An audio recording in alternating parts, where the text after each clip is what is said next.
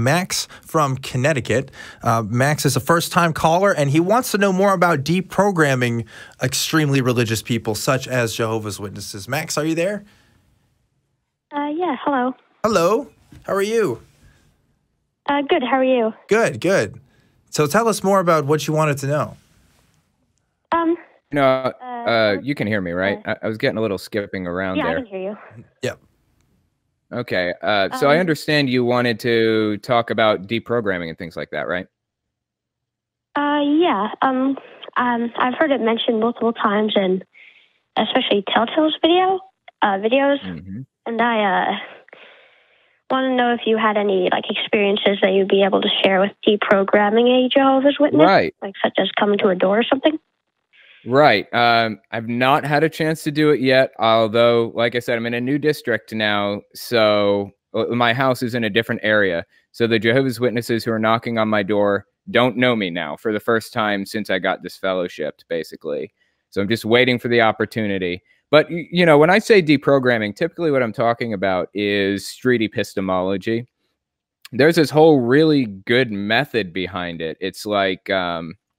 I don't know. It's hard to break down on the spot. Do you have anything to say on it there, Dan? Well, I mean, I am kind of known for having a background in street epistemology a little bit.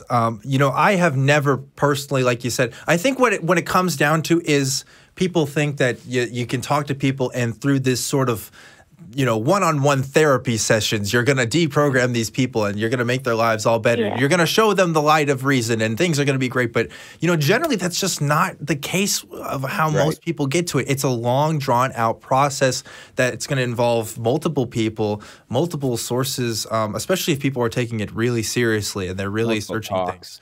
So I think it is folly to suggest that you can just go up to somebody and there's just this one-stop shop method of just talking to people and suddenly you're going to convince people, because that's just not how people work. You know, people invest themselves in a belief and they benefit from having that belief. You know, like this may sound weird, but there are benefits to being a Jehovah's Witness, even though we talked about some of the not so nice things. But like there is a sense of community. There is a sense of belonging and narrative. The bad just and outweighs purpose. The good is yeah, and I think, you know, there are definitely ways you can look at to kind of help with having conversations more to make sure that your own personal biases aren't in the way. I would recommend, you know, looking at some street epistemology stuff, going to Anthony Magnabosco's channel as well. He does a lot of videos. Or if you want, check out some of my older conversations on this channel as well, where we're talking to some other callers and stuff about their beliefs. But it's more just a breakdown of figuring out why somebody believes what they do and what they could do to change their mind if circumstances were presented otherwise. On my personal channel on ObjectivelyDan, I have a video of me breaking down street epistemology as well, which I need to update. I need to do more on. But I would recommend that if we're going to, you know, talk about external sources here. Yeah, and something else that I want to mention is a lot of the time when cult members hear the term deprogramming, sometimes they think NLP or neuro-linguistic programming, where it's like an instantaneous, like you're using subliminal messaging to pull them out of this idea on the spot, you know, and it's just not like that. It's not like that at all. In fact, Stephen Hassan has talked about his own methods of quote-unquote deprogramming, or exit counseling, I think is what he calls it. And it's very different from street epistemology, but even he doesn't use neuro-linguistic programming. Even he has to have multiple sessions. He has to sit down with people for 3 to 5 days at a time sometimes and talk it through with them and bring in research. It's not easy to do. It's just not easy. And it's not something you can do in one sitting. But street epistemology is a good way to kind of come at them and kind of deconstruct their logical fallacies one at a time. So, thank you.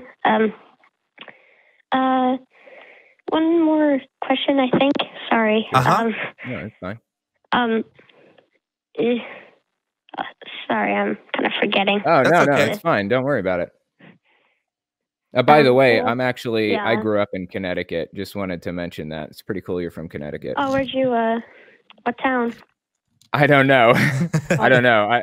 I thought about like saying the town I'm from. I don't know. It's somewhere in the eastern Probably not good side. to dox himself on the camera. Yeah. Somewhere near the eastern side, I think. So. Well, Max, we do have some other callers that we do have to get to, but I tell you what, if you want to talk to me more, or I know, Telltale has his Discord and stuff, and we'll plug it at the end. We also have some people. Discord. Yeah. You are? Cool. Some people on the chat as well. My email is truth@atheist-community.org, and I'm going to, plug that again at the end of the show. If you want to talk to me about it more, and if you're interested in learning some more about street epistemology and stuff, but I think we'll go ahead and go to some other callers if that's okay with you.